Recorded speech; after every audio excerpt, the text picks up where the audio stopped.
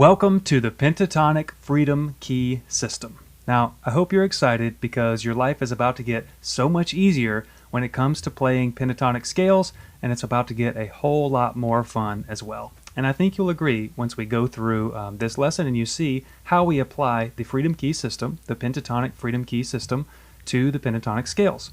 So let's just dive straight in. So far, we know we've talked about two different finger patterns on one string. Now, what do I mean? Basically, I mean that on one string, we know we have our small pentatonic stretch, if you can see my mouse here, and then we also know that we have our big pentatonic stretch. Easy enough, right? This pentatonic stretch, the big stretch, spans 1, 2, 3, 4 frets. So, we need to talk about how these two patterns always stack together in the same quantity. Now let me explain what I mean. We know we have the two different patterns. We have the small stretch and we have the big stretch.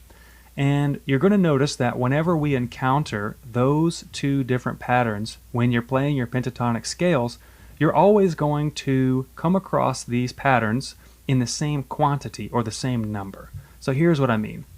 So whenever we have small stretches in the pentatonic scale, you're going to notice, and you might have already started noticing this, but you're going to notice that we always have three small stretches together. So if we had a string right here, that would be one small stretch. If we had another string right here, that would be another small stretch. And then of course, if we had another string, that gives us three guitar strings, we would have three small stretches in a row. Now what about the big stretches? Well, the big stretches always come in pairs. So anytime when you're playing the pentatonic scales, or what most people think of as the pentatonic patterns, you're always going to have three small stretches together, and you're going to have two big stretches together. Now, when it comes to the big stretches, again, you can imagine that there's a string here, and of course your string doesn't bend like that, but you have another string here, and they're always grouped together in this way. Now, if that doesn't make total sense right now, it will when we keep going on the next slides.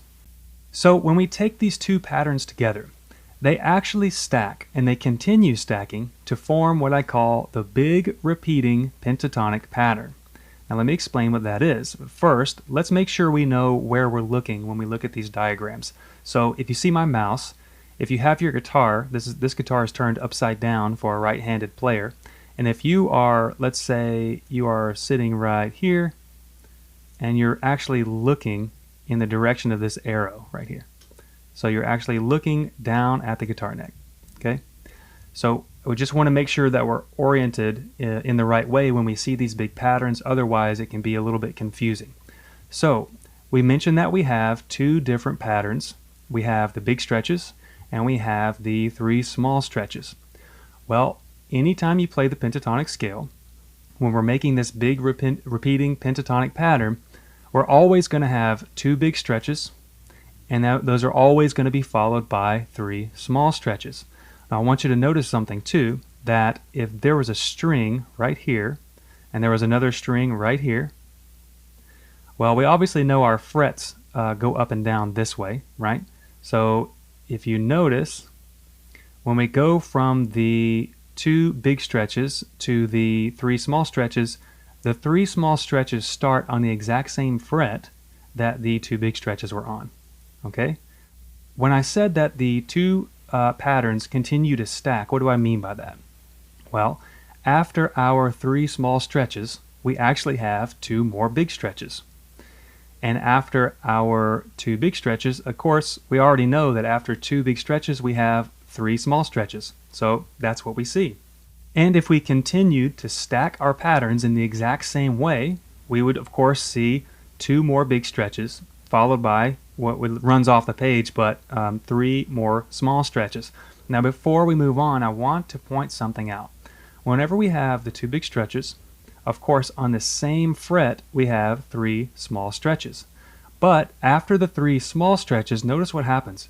We actually move back a fret on the two big stretches. Whenever we go from the three small stretches and we go to the two big stretches, whenever we get to the first note of the two big stretches, we have to move backwards a fret, and I'll explain why in just a minute. So what if we continue to go the other way? In other words, what if we went down the fretboard this way? What would happen? Well, we would see that the patterns stack the exact same way, just in the opposite direction. So we would have, before our 2 big stretches, of course, we would have 3 small stretches, then 2 big stretches, and over and over and over and over again. And this is what I call the big repeating pentatonic pattern. Now, as I said a minute ago, we want to know why we're moving up and to the left. So in general, when you play scale patterns, or you might have noticed this, that whenever you play scale patterns on the guitar neck, they usually start on, let's say, the low E string, and whenever you play the pattern, they tend to generally move in this direction, right? They generally go from the direction of nearer the headstock and then more towards the body of the guitar as you play up through the strings. And I mean up in pitch, as in playing through the higher strings. In this case, why does the big repeating pentatonic pattern move backwards? It moves up and to the left. Well, to explain why, we need to talk about something that you're probably familiar with if you've gone through Ultimate Guitar Grid Mastery, but if not, and you need a little refresher, now let's talk about the warp zone. Okay? What the heck is the warp zone? Well, again, let's make sure we're looking at the guitar from the right angle. So you have your guitar upside down.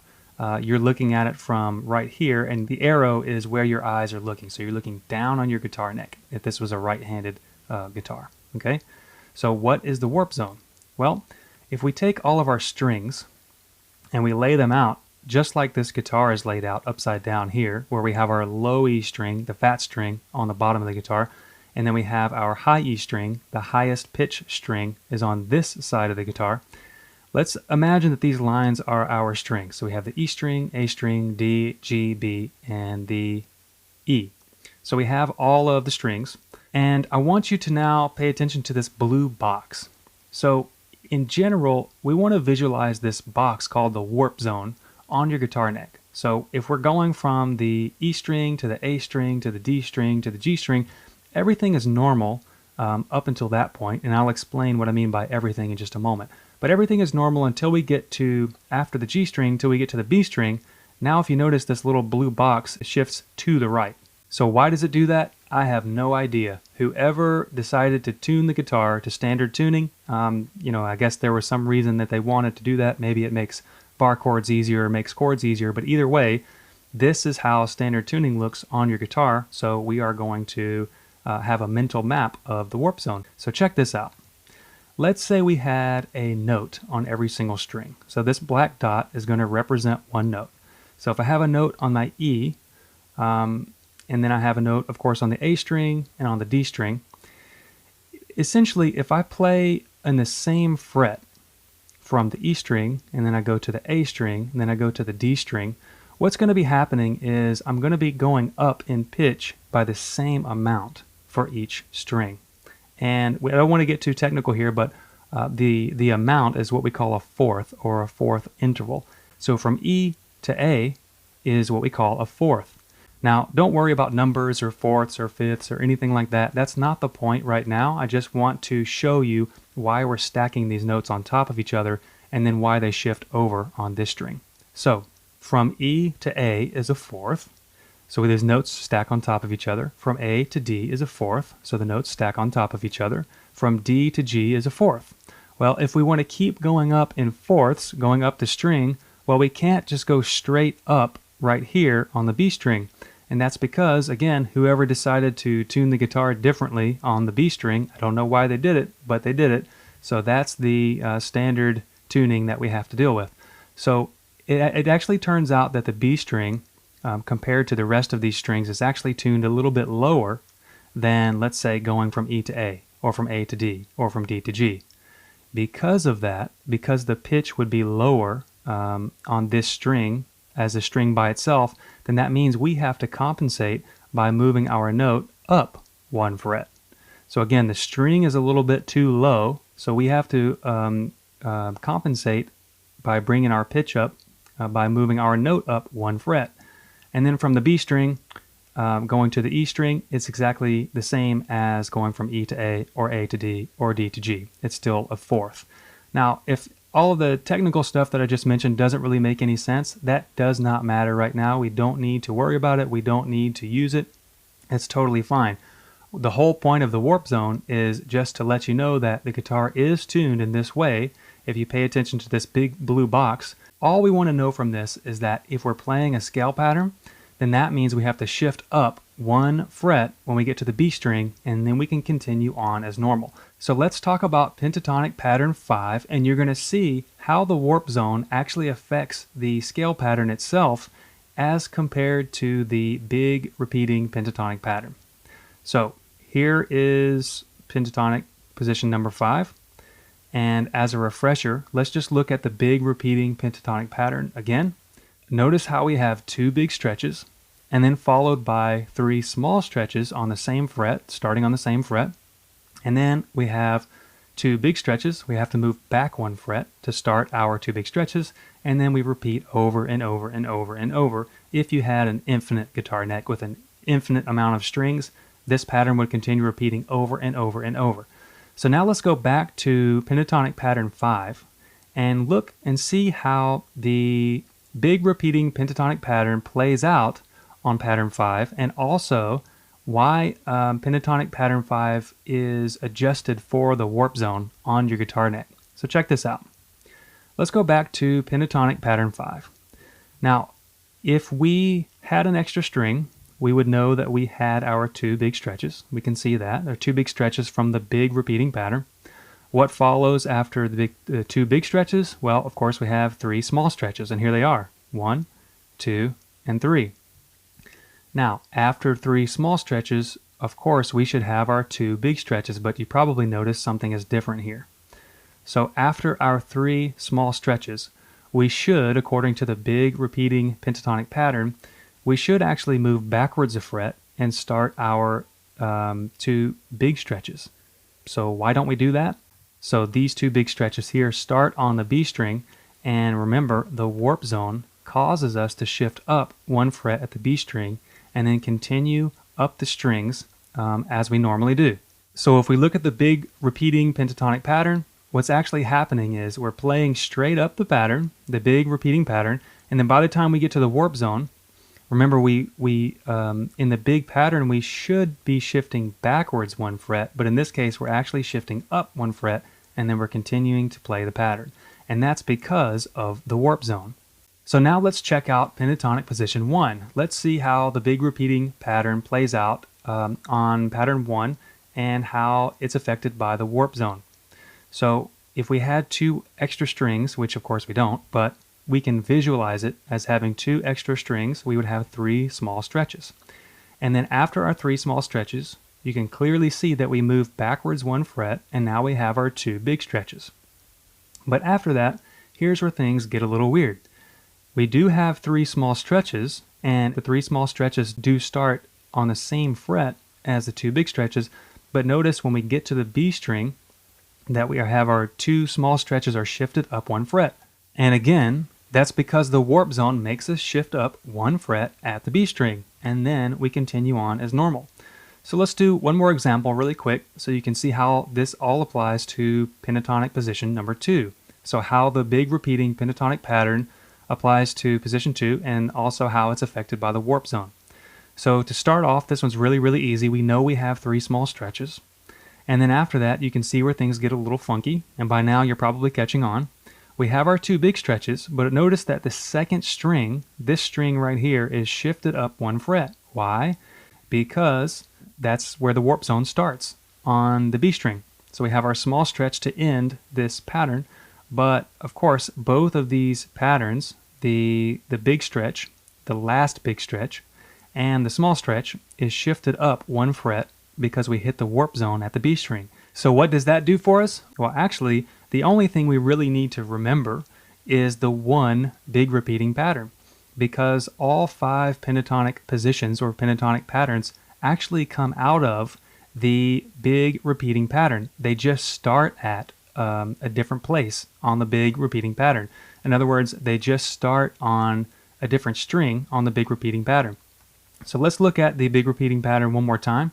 First of all, we know we have 2 big stretches and we have 3 small stretches, and that's all we have. We just have these two big patterns, and they repeat over and over and over and over, right?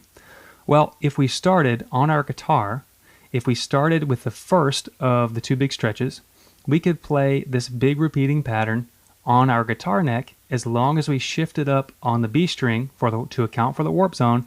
Then our entire pattern would be in the same key, or in other words, it would create one of the 5 patterns of the pentatonic scales.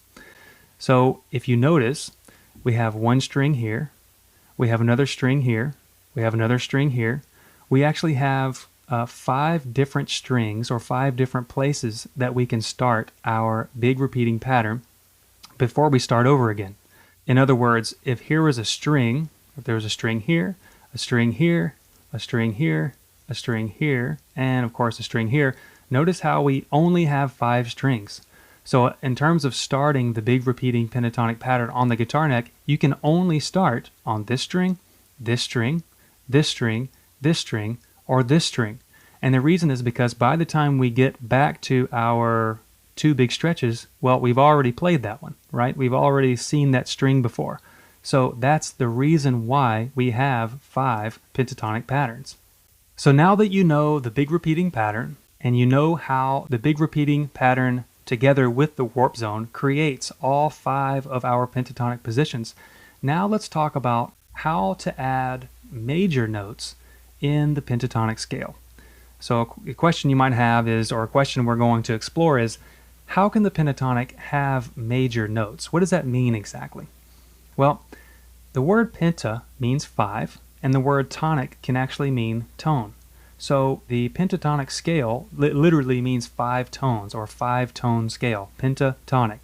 So if you notice these little black circles, we're going to represent notes with these black circles. So 1, 2, 3, 4, 5, we have 5 little notes. Now, what about the major scale? Well, you probably already know at this point that the major scale actually has 7 notes.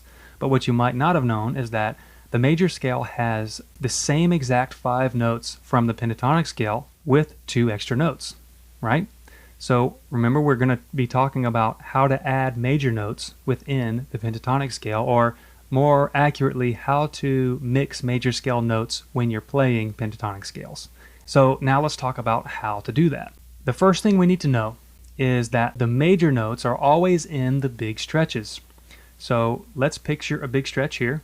Let's imagine that we have a string running this way, and we have a string right here. Now we have our 2 big stretches, okay?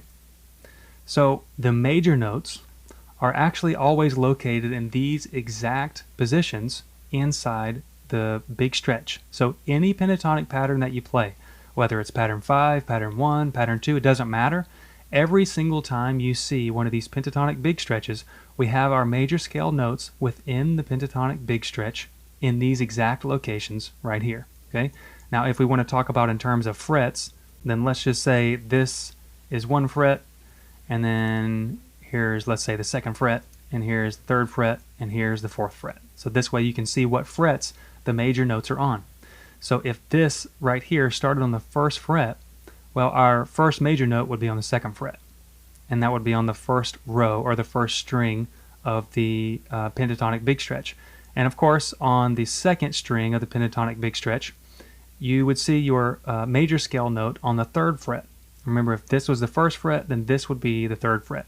So like I said, anytime you see your pentatonic big stretch anywhere on the guitar neck, even when it accounts for the warp zone, and you see that one of these patterns are shifted up from the other one, meaning the 2nd big stretch is shifted up 1 fret from the 1st one, like we've seen in some of the patterns, your major scale notes are always in these exact same locations. So now let's introduce major and minor, and let's first talk about minor. The truth is, what I call pentatonic pattern 5, which most people call the minor pentatonic scale, is actually not a minor pentatonic scale. It can be, or it can be a minor pentatonic scale, but it can also be a major pentatonic scale. So let's go ahead and clear up any confusion about why people call it the minor pentatonic scale and how it actually is in reality.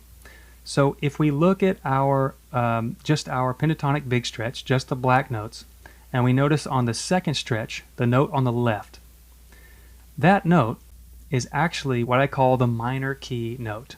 That means if you start your pentatonic pattern on this note right here, you're going to be playing the note number 6 relative to the major scale. Now don't worry about the major scale right now. Just for now, follow along with me that we're going to call it number 6 and we're going to call it the minor key note. Okay? Here's what I mean. Let's look at pentatonic pattern 5. If we look at pentatonic pattern 5, of course we notice the big repeating pentatonic pattern. We have our 2 big stretches, we have our 3 small stretches, and we have our 2 big stretches again, right? Now since our low E string and our high E string are the exact same note, they're both an E note, then that means that any fret you play on either one of these strings is going to be the same note. Meaning, let's say you play on the 3rd fret right here, that's going to be a G note on the low E string. Well, it's also going to be a G note on the high E string, because they're the same string. That's why these 2 6s, the blue dots with the 6s, are both on the high E string and the low E string. So why is it number 6? Well, if you look at pentatonic position 5 itself, just this pattern here, this is pentatonic position 5, or pentatonic pattern 5. This is what most people call the minor pentatonic scale. Now, as we've already mentioned, it can be minor, but it can also be major. So when it is minor, let's talk about why it's minor. Notice how I have a number 6 here. Now, if you've already learned the diatonic scales, or what I call the major and minor scales, if you've already gone through Ultimate Guitar Grid Mastery, then you know that in order to play in a minor key, all we do is start on number 6. Now, the major and minor scales aren't that important for right now. We're not trying to dive really deep and talk about major and minor scales. I just want to show you why it's minor if you start with pentatonic pattern 5 on the very first note. It's because this is a note number 6 relative to the major scale, and 6 is always minor. So as we've already mentioned, whatever the top left note is in your pentatonic big stretch, anytime you play a pentatonic big stretch, this top left note is going to be note number 6 relative to the major scale. Now hold off on the major scale for just a second, and notice how we've already called this the minor key note. Here's what that means.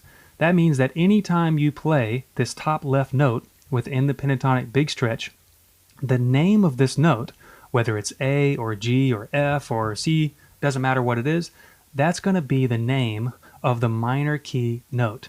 In other words, whatever the name of this note is, let's say it's A for example, then that means that this pentatonic big stretch and every single pentatonic pattern connected to this big stretch, according to the big repeating pentatonic pattern, is going to be in the key of A minor. Okay, that's why we call this the minor key note. If this was, let's say, a G note, then that means every single pentatonic pattern connected to this would be in the key of G minor, or could be in the key of G minor.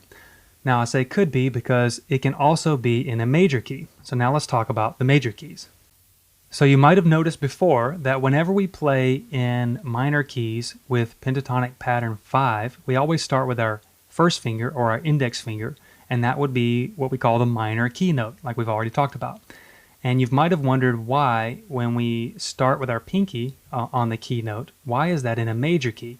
Well, that's because if you look at this pentatonic big stretch right here, the top right note would be a note that you would play with your pinky, okay? And actually this string right here, since pentatonic pattern 5 starts with one big stretch, it would have to be this second big stretch right here. And notice how this note is a note number 1. In other words, it's note number 1 out of the major key. That's why your pinky lands on this note and you're playing in a major key. So this is what we call the major key note. So within the pentatonic big stretch, any note that falls right here on the top right of this pentatonic big stretch, whatever note that is, that's going to be the major key note that all of your pentatonic patterns can be playing in. For example, if this is an A note, then that means that all of the connected pentatonic positions, according to the big repeating pentatonic pattern, would be, or could be, in the key of A major. If this note right here was, let's say, a B note, then that means all of your connected pentatonic positions would be in the key of B major, or could be in the key of B major. So now let's look at the major key note on pentatonic pattern 5. So here's our pentatonic position 5. Of course, we know at this point we have two big stretches. Just like we talked about a second ago, the first string of pentatonic pattern 5 is the second of the two big stretches. And we have our note number 1 here, which you would play with your pinky because that is the major key note. And then of course we have our 3 small stretches, and then we have our 2 big stretches again. And on pentatonic pattern 5, this little box on the B string and the E string. So this big stretch box right here is a great place to play your major notes that we're going to look at in just a second. But it's also a great place to see how we can play our minor key note, number 6 right here. This is going to be our minor key note, or we can also play our major key note right here. So let's go back to our major notes. Once again, our major notes are always in the same place within the pentatonic big stretches. And we know on the top left we have our minor key note, which is number 6 relative to the major scale. And then on the top right we have our major key note, which is note number 1 relative to the major scale. So the major notes, the green notes, these notes right here, within the pentatonic patterns, within the pentatonic big stretches, are always notes number 4 and note number 7 relative to the major scale. Okay? So again, you're starting to put the pieces of the puzzle together here. You're starting to see where these numbers fall in place. And actually, if we were to play this note, all we're doing is counting these notes in order, because these are actually all now the notes of the major scale.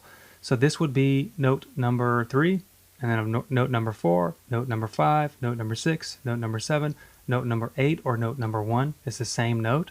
And of course, if we kept playing up the string, we would just continue to count over and over again. So 1, 2, 3, 4, 5, etc. That's where these numbers are coming from. And they're all related to the 7 notes within the major scale. Now, I said something just a second ago.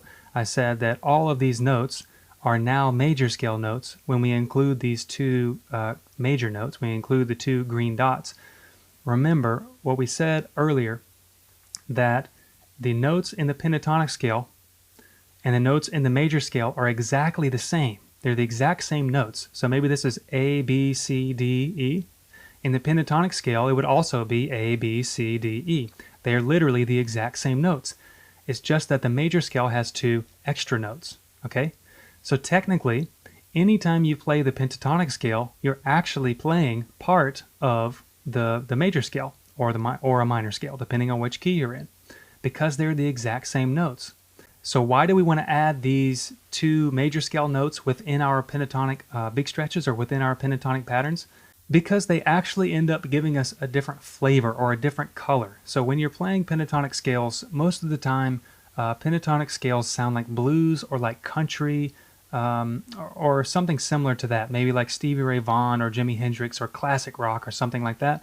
But if you're playing only the black notes, if you're playing your pentatonic notes, and then you add the green notes, if you add some major scale notes, it gives you a different feeling. It gives you a different flavor. It almost adds kind of like a classical music element to it. There's just a different emotion that you get from these 2 major scale notes that you can't get from only playing the pentatonic notes, the 5 pentatonic notes. And if you've ever been playing, let's say your pentatonic positions, and you felt like maybe not necessarily limited, but you felt like you wanted more, like you felt like there were some notes that went along, but it didn't really sound perfect. Like sometimes there were notes that sounded perfect, but other times, you just wanted something else. There was something missing. Well, literally there was something missing, and what was missing are these 2 major scale notes right here.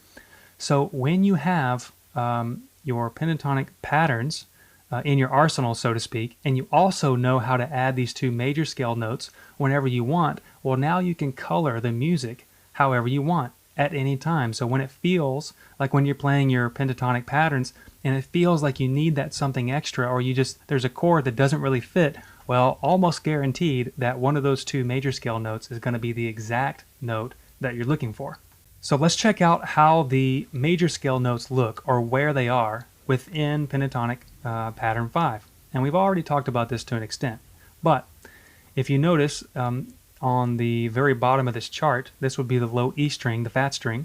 Since we only have one big stretch to start, we know that if we had an additional string, a lower string, then it would have to be, according to the big repeating pentatonic pattern, it would have to be a big stretch on one string, like this. And we also know by now that within our two pentatonic big stretches, our major scale notes, specifically note number 4 and note number 7, are always in the exact same place in the pentatonic big stretch. So after our pentatonic big stretch, of course, then we have 3 small stretches, and then what do you know? You see your pentatonic big stretch again, and guess what? The major notes are in the exact same locations. We have note number 4 right here, 1 fret higher, and then we have note number 7, which is 2 frets higher than the first note right here. So now let's look at the major notes in pentatonic position 1. Of course, if we had extra strings, then we would have 2 more small stretches right here, because we always have 3 small stretches together according to the big repeating pentatonic pattern. And then after that, of course, we always have our 2 big stretches. And our major notes, guess what, are in the exact same location within the pentatonic big stretches right here in position 1. So now let's look at position 2. This one's a little funny looking at first until you remember the warp zone. So of course we start according to the big repeating pentatonic pattern. We start with our 3 small stretches, and then we go to our 2 big stretches. The only thing is that because of the warp zone, remember we have to shift up 1 fret right here, which kind of makes our pentatonic big stretch look a little funny. It looks a little skewed, okay? But nevertheless, we have our pentatonic big stretch, and our major notes are in the exact same location as we talked about within the pentatonic big stretch. So after all that, how does learning the big repeating pentatonic pattern and where the major notes are in the pentatonic scales, how does that make your life easier and a lot more fun? Well, when you actually understand how the big repeating pentatonic pattern works, and I encourage you to review this video again until you really understand how it works, but essentially, just by remembering the big repeating pentatonic pattern, you can now play your pentatonic scales or your pentatonic positions anywhere on the neck by just remembering 3 small stretches, 2 big stretches, 3 small stretches, 2 big stretches. They always come in those patterns or those quantities. In other words, anytime there's a small stretch, you can bet that there's going to be 2 other small stretches attached to it on the adjacent strings. Same thing with the big stretches. Anytime there is a big stretch in the pentatonic scale or anywhere on the guitar neck, you can bet that the string above it or the string below it is going to also be a big stretch. And now that you know the major notes always occur in the exact same location within the pentatonic big stretches, that means now when you're playing your pentatonic patterns, you can instantly add the major color or the major sound or the major feeling, which are notes number 4 and 7. And they always feel the same. They're predictable. The feeling is predictable. So as you get used to playing, just like you're getting used to playing with these pentatonic patterns, you start to notice which notes feel good to you at certain points. You start to notice that, like, you know, in your head, I'm sure you're not thinking of big stretches and small stretches. You're probably just thinking of, oh, this note right here. And you're thinking to yourself, like maybe you're playing with your pinky on the high E string. Well, that note sounds like this. And you start to remember the feeling of that note. You start to remember the sound of that note. And as you play with your major notes as well within the pentatonic patterns, you're also going to memorize the feeling of the major scale notes, so that anytime you need that extra special color or that extra special feeling or that note that doesn't quite fit in the pentatonic, now you have the major notes and you have all 7 notes available to play as something else to add in your arsenal, as an additional skill to add into your arsenal. So here's what we're going to do now. We're going to analyze each of the pentatonic positions that you already know, and we're going to look at how each one of the patterns follows the big repeating pentatonic pattern. So starting on the low E string, you're going to look at how, as you progress through the strings, how does the pentatonic position 5, for example, follow the big repeating pentatonic pattern. And you're going to do that for every single pentatonic position that we're going to learn. So you're also going to notice, I want you to study this, and I want you to make an effort to see how the warp zone affects every single pattern. So let's say we were going to start at the beginning of pentatonic position 5 on the low E string, and then of course you progress through your strings until you hit the warp zone. So make a note to yourself, how does the warp zone affect the big repeating pentatonic pattern to create position number 5? how does that actually happen? How does it actually work? We want to do that, of course, for each one of the pentatonic positions as well. You're going to make a mental note, and you're going to play around with the pentatonic positions, and you're going to make a note and play with the major notes inside the pentatonic big stretches. So remember, we already know that our major notes are always located within the pentatonic big stretches. So no matter if you're playing pentatonic position 1, position 2, position 3, doesn't matter. Your major notes are always going to be in the exact same place within the big stretches. And I want you to play with that so you get really used to what it feels like, what it sounds like, and where it is. And then lastly, we're going to continue to analyze the rest of the positions as you learn them, and then of course as a whole when we finally connect everything together.